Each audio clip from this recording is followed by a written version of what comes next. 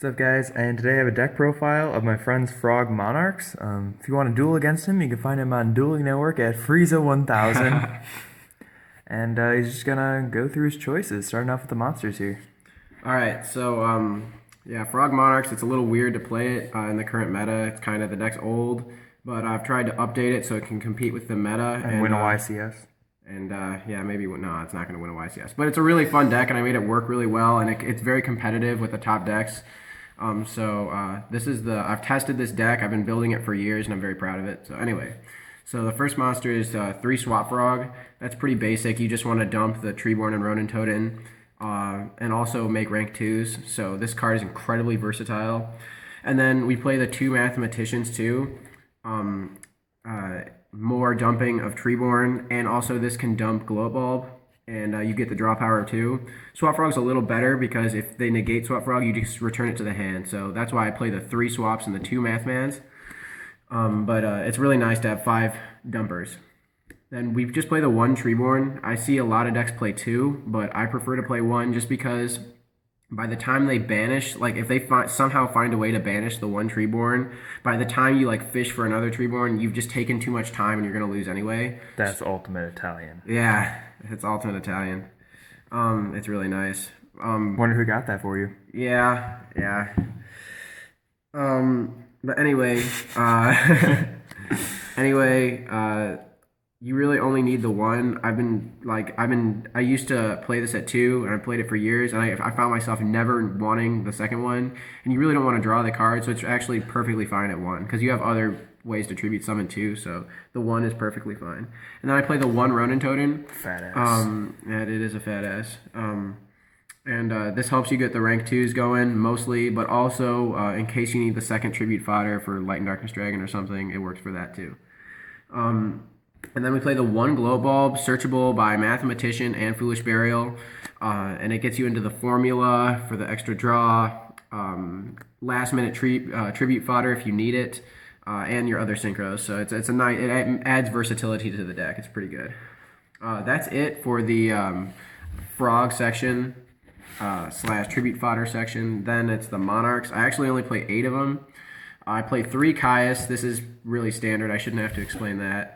And then I play 2 Light and Darkness Dragons. The point of this card is to make your opponent use lots of resources. So they're going to, use lots of cards that are going to get negated and then attack over it. And then when they attack over it, I'm just going to special something from the graveyard, which they're then going to have to use more resources to get over. So the idea is to make your opponent go really minus here. And then after they've gotten through the Light and Darkness Dragon, then you summon something like Vanity's Fiend. Because they've already used all their outs to get over like the Caiuses and the Light and Darkness Dragons. So then you play the Vanity's Fiend, and now it's going to damage them a lot because they used their outs already, and hopefully you're going to lock them down. 8 Monarchs were good for you? Yeah, 8 Monarchs works very well. You usually always have 1 in hand, but in the off chance you don't have 1, you can make rank 2s with Swap Frog and stuff like that. So you always have plays to make. Then there's the hand traps. 3 Battle Fader is a basic staple of all Frog Monarch decks, but I also play the 2 Jack Frost. It's just it serves as another, it just serves as another Battle Fader basically, but it also can be very disruptive because a lot of times they'll swing and then overlay main phase 2, but if you Jack Frost them, that stops that play, so that's pretty good. And then I play the 2 Gores. 3 is a little too much because to summon Gores you have to take a swing. So I'd rather just play the 2, but it's a good card. You can make Crimson Blader with Glow Bulb, and it just puts big monsters on board, just to kind of stop your opponent. And then I play 3 Max C. I've seen a lot of Frog Monarch players say that it's really cloggy, but what I find is I don't mind like having 2 or even 3 in the hand because it's always live. Like players are always special summoning, so this is just going to stop them and slow them down. Frog Monarchs can have a problem a lot of times if your opponent like makes huge plays because you can't really match that. You just summon like 1 Monarch at a time, so you want to slow them down. So this card's always good to have in the hand. I definitely insist that you play 3 of it. And then I play the 2 Effect Failures. This is just outs to really like annoying cards like Trishula is a huge problem when they make that. Rhapsody and Berserk is another problem. So it's just outs. It's just it can protect Treeborn, but it also can do other things. And in the off chance that it's super dead, you can just normal summon it and make Formula if you have to. And then last of the monsters, I play 2 card Ds. It just helps you get things rolling because a lot of times Frog Monarchs don't have a first turn play, so you can just draw 2 cards. That's always a good play. Also, it's really good late game too. If you're because you have a lot of long games with this deck because you have all the battle traps in the hand. So card D is nice late game. It'll just get you the 2 cards. It works really well. It seems counterintuitive since you're special summoning Treeborn and normal summoning the Monarchs, but it actually works really well. You kind of just have to take my word for it on that one. That's it for the monsters. I play 30 monsters, but that's a little misleading because a lot of them are hand traps. So that's really like the monsters and the traps. Then I play 10 spells. I play the Foolish for consistency. Sends Treeborn right to the grave if you need it. Or if you already have Treeborn, you get Glow Up Bulb. Or if you already have Glow Up Bulb, you get Ronin Totem. So it's just a good like consistency card. Also for consistency is the 3-5 Duality. It's kind of the same thing as card D, really. When you have a Stormforth in hand or you already have Tribute Fodder with Battle Fader, you don't always need to special summon. So Pot of Duality is pretty much always live, and it'll get you the card you need, whether it be Vanity's Fiend or Stormforth or whatever you need. It'll get you that card you need. It's always good. Even though you'd think you'd be special summoning Treeborn, you don't always have to. I play the 1 Allure because I play all like the hand traps and everything. Everything's dark. So if you draw too much Cloggy of anything, this will fix that hand. And then for the steals, I play the 3 Econs. That's a staple. You want to steal their monsters, swing with them, tribute with them. Econ is great, really versatile. And then this might make some Frog Monarch players mad, but I only play 2 Stormforths.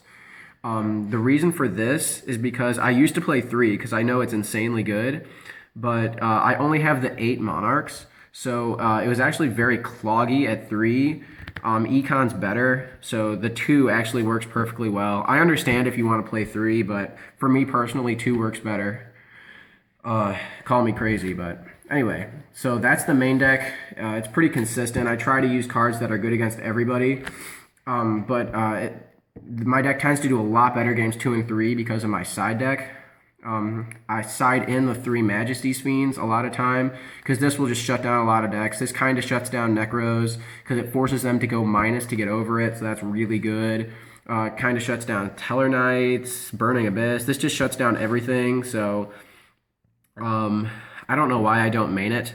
Because some decks it's not good, but I put it in the side, and I frequently side this card in because it's good against a lot of the meta decks. It's won me a lot of duels. I side in the 3rd Effect Veiler, mainly for Trishula. I really, really hate Trishula. It's just a personal thing. Oh, that's another reason I have the Majesty's Fiend to stop Trish. Anyway, so that's the Effect Hate. Then I have something, it's 6 cards, I call it the Back Row Brigade. It's 2 Mega Mobius, a Jinzo, and 3 MSTs. Because back rows are a real problem in Frog Monarchs because, say, you tribute Treeborn, play Kaius, and then they just chain Bottomless. That's your whole play gone with 1 card. So you need to stop that.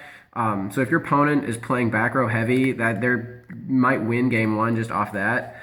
But then you side in these cards and you're likely to win because 3 MST, obviously, that's basic back row hate. But then the Jinzo, the Jinzo's surprisingly effective because all it takes, say they set 3 and have a monster, you just Stormforth it or Econ it, summon Jinzo, and they have nothing really because you made 3 of their cards dead right off the bat. So Jinzo's really a strong choice.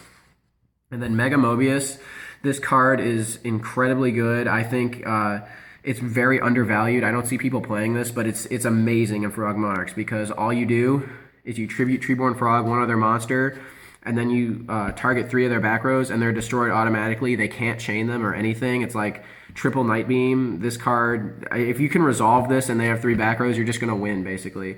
It's a win condition card. This card is amazing. I can't recommend it more. If you are a Frog Monarch player, you really have to play this card. Okay, so that's it. So that's if they're playing lots of back rows. That's the answer. And then I also play one Mega Caius. It's not as good because it can just get negated. But it's good against like Burning Abyss, for example, because you banish all their copies of things by tributing a Battle Fader or whatever, or any Dark Archetype it's good against. I play the one Dark Dust Spirit mainly for rogue matchups, just because it blows up the field. That's a good effect. And then my this last choice is kind of just a personal thing. It's the 3 Santa Claus, which seems kind of ridiculous, but I have lost to turn 1 towers so many times. I'm sick of it, so I just side in the 3 Santa Claus because I'm really done losing to Cleefort Towers. So that's why I side in the 3 Santa Claus. I don't know if I recommend that necessarily, but it's just my personal thing. If you ever play against him, just summon Towers or Trishula. Yeah, there you go. That's how you beat me. Oh, I forgot that you're supposed to do the extra deck then the side deck. But anyway, Right, it's fine. Here's the extra deck. I play the 2 formulas, which is really solid because if you draw like Glow Up Bulb or Effect Veiler, that way you get the extra draws. Also, you can use it to make rank 2s, so it's a good choice. 1 Goyo, Black Rose, Crimson Blader, just basic synchros, situational. All this, they're pretty easy to make. Goyo, usually it's like if you steal a level 4 with Econ. This, all it takes is Glow Up and a Monarch. This just takes Formula and a Monarch. So they're pretty easy to make. And, they're just situational choices. That's it for the synchros. Then we have the Exceeds. I play 2 rank 1s. I play 1 Utopia, 1 Slacker Magician. This one just will negate 3 attacks. This one has 2100 defense. If you target it, you can negate and destroy, and once per turn, not destroyed by battle. So they're just situational defense cards. Ideally, you don't have to make either one, but it's just kind of last-minute defense. Then for the rank 2s, which are really important, Gachi. This is actually the worst rank 2. I almost never make it, but it's just for that in-case factor. Or if they have like something with 2500, 2600 attack, you can summon it for the boost effect and then play a Monarch Swing Over or something. So Gachi's okay. You need to run it at 1, but no more than that. It's not really good. Daigusto Phoenix has helped me go for game 100 times. It's incredibly good. Sky Cavalry Sentry, get over anything, swing it back to the hand, 2000 attack, not destroyed by battle. I mean, it really does not get better than that. This is one of the best ones. And then my personal favorite, Herald of Pure Light. Make it, add a card from monster from graveyard to hand, so you can just recycle the Vanity's Fiend or the Light and Darkness Dragon. That's really good. And then main phase 2, after you used its effect, you just overlay Downward Magician, and now you have a 2500 beater. So there you go. Then I play 3 rank 6s. Photon Strike Bouncer, obviously, it's a good rank 6. Number 39, Utopia Beyond, is incredibly good. Also, it's technically an out to towers. Do you go into rank 6s a lot? Yeah, you do. Well, I don't know about a lot. Yeah, I guess maybe not a ton because you can't do it with Vanity's Fiend, but you do have the Caiuses. You might have 2 Caiuses. Also, I play some more level 6s in the side deck, and you can like steal level 6s with Econ, so it is possible. Yeah. And then this is a proxy, I apologize, but it's like a rare $20 card. This is Constellar Ptolemy M7, 2700 attack, 2000 defense. This is the one where you detach, add a card from graveyard to hand. And so it's good, it's just like basically Pure Light, but it's a 27 beater. So it's just good sometimes. That's it for the deck. Now I just wanted to talk about like some of the cards I don't play that you might expect me to play. I don't play any Ryza. That can be a common choice. I don't play it because it's too situational. You want the removal. Ryza's only good sometimes. Like for example, you need to kill scouts or something. You want the Caius. You don't want the Ryza.